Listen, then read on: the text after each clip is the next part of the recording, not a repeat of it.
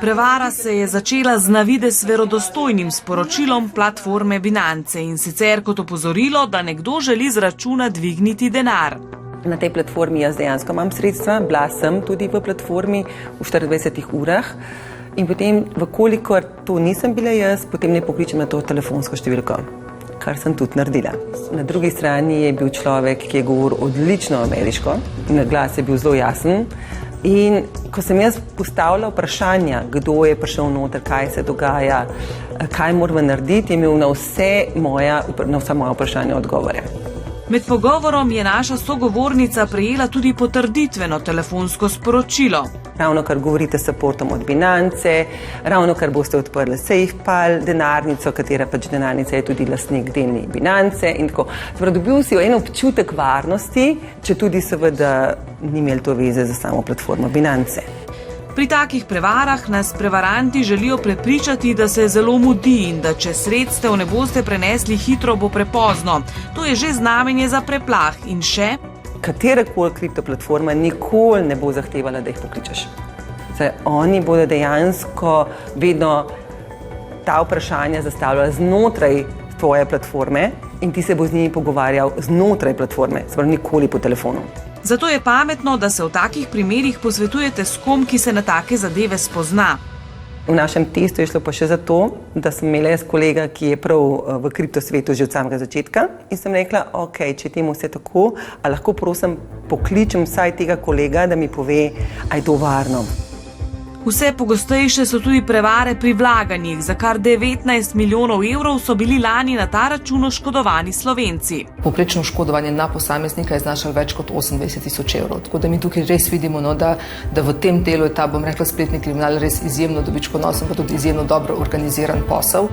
Pri teh prevarah se običajno začne z oglasi, ki obljubljajo visoke donose. Govorimo o nekih obljubah v 300% ali več donosih brez kakršnega koli tveganja. Prepričajo vas, da si naložite neko aplikacijo na vaš telefon, ki vam ves čas prikazuje rast vaših sredstev.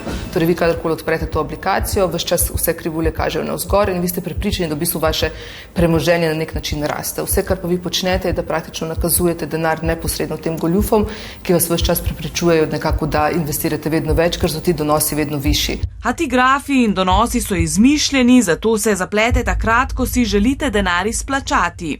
Na tisti točki, ko zahtevate izplačilo tega svojega, bom rekla, teh donosov, tega denarja, se potem vedno prekine popolnoma komunikacija z njihove strani, mogoče so najprej še celo neke grožnje, potem pa v bistvu ugotovite, da vi do tega denarja več ne boste prišli. Za vsem tem stojijo zelo prepričljivi prevaranti in dobro organizirane kriminalne združbe. In ne samo, da je uporabnik enkrat prevaren na ta način tega lažnega nekega investiranja, ampak v bistvu te isti ljudje z vsemi kontakti, ki so jih že pridobili od vas, vas potem čez nekaj časa, čez nekaj mesecev spet pokličejo po telefonu in se predstavijo v bistvu kot neko podjetje, ki se ukvarja z izterjavo mogoče teh izgubljenih sredstev, vam obljubijo, da vam bojo pomagali dobiti ta izgubljena sredstva, ampak zahtevajo neko provizijo oziroma neko plačilo in potem se ta prevara še enkrat ponovi. V zadnjem času pa se pojavljajo tudi prevare s telefonskimi sporočili, v katerih prevaranti staršem pišejo v imenu njihovega otroka.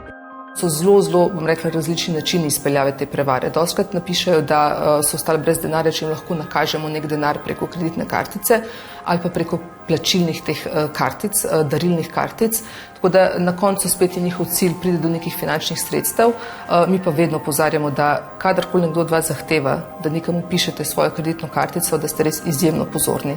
In kako pridejo do naših podatkov? Ponavadi vzamejo kar naključne telefonske številke, lahko pa podatke dobijo iz lažnih anket in spletnih nagradnih iger, pri katerih zahtevajo osebne podatke, med drugim tudi telefonsko številko in elektronski naslov.